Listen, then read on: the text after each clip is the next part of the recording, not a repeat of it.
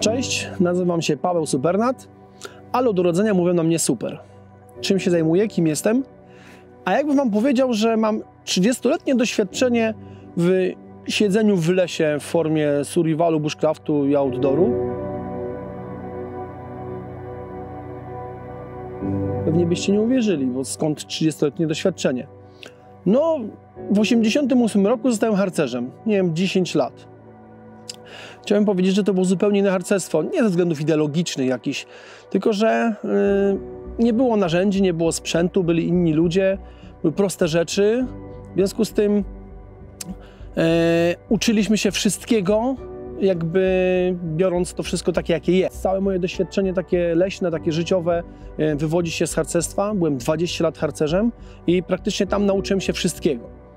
Oczywiście okazało się później, po jakimś czasie, że harcerstwo samo w sobie nam nie starcza, dlatego że były jakieś tam ramy, nie można było robić niektórych rzeczy. Więc zaczęliśmy kombinować i odnaleźliśmy możliwości specjalizowania się, czyli założenia jakiejś specjalności. W związku z tym otworzyliśmy klub specjalnościowy, gdzie robiliśmy wszystkie rzeczy, które dzisiaj nazywają się właśnie survivalem i bushcraftem, czyli palenie ognisk, marsze po 60, po 100 km, gry, jakieś cuda niewidy, niesamowite rzeczy. Już wtedy wiedziałem, że chciałbym służyć w wojsku, w najlepszych jednostkach, jakie się dało, nie? I próbowałem, aż zostałem ochotnikiem i dostałem się do pierwszego pułku specjalnego komandosów. No oczywiście w trakcie tej służby w najlepszej jednostce, jednej z najlepszych jednostek specjalnych w Polsce okazało się, że to też nie jest to. Nie? Okazało się, że w cywilu można robić jeszcze fajniejsze, jeszcze ciekawsze rzeczy. Więc zaraz po wojsku otworzyliśmy z kolegami, wtedy jeszcze nie było obrony terytorialnej, otworzyliśmy taką jednostkę strzelecką, która była na tamte czasy, przypominam, to był tam początek lat 2000, jedną z najlepszych jednostek, no tak trzeba powiedzieć, najlepszych jednostek strzeleckich. Robiliśmy naprawdę niesamowite rzeczy. I cały czas gdzieś tam w tych wszystkich historiach i w harcerstwie i w tych klubie specjalnościowym i później cały czas była idea jakiegoś potrzeby produktu, zdobywania, wymyślania, dlatego że nie było rzeczy. Dzisiaj jest prościej, dlatego że idziesz do sklepu i kupujesz, a wtedy musiałeś sobie przerobić buty, uszyć kamizelkę. To były takie lata, gdzie ja sam szyłem produkty i sprzedawałem je ludziom zafascynowanym w całej Polsce. Do dzisiaj niektóre osoby, nawet jak się z nimi spotykam, mówią, że mają te produkty, które ja szyłem tam 15 albo 20 lat temu. I zapragnęliśmy zrobić czegoś innego, czegoś swojego. Więc stworzyliśmy swoją własną markę, swoją firmę z kolegą. Stworzyliśmy markę Survival Tech, gdzie oprócz dostarczania produktów ciekawych i fajnych, skupiliśmy się na nauczaniu. Okazało się, że wtedy ta ilość doświadczeń pozwala nam uczyć ludzi i pokazywać im, jak robić lepiej niektóre rzeczy związane z survivalem lub z bushcraftem.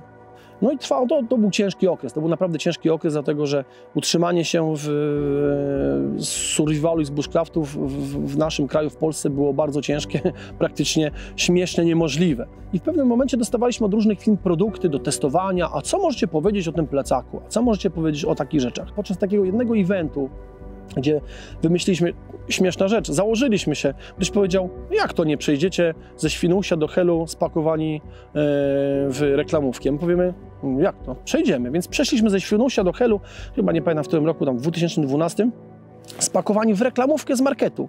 I dostaliśmy do testów produkt firmy Helikon i po jakimś czasie okazało się, po co my mamy testować ich sprzęt, jak możemy my projektować sprzęt.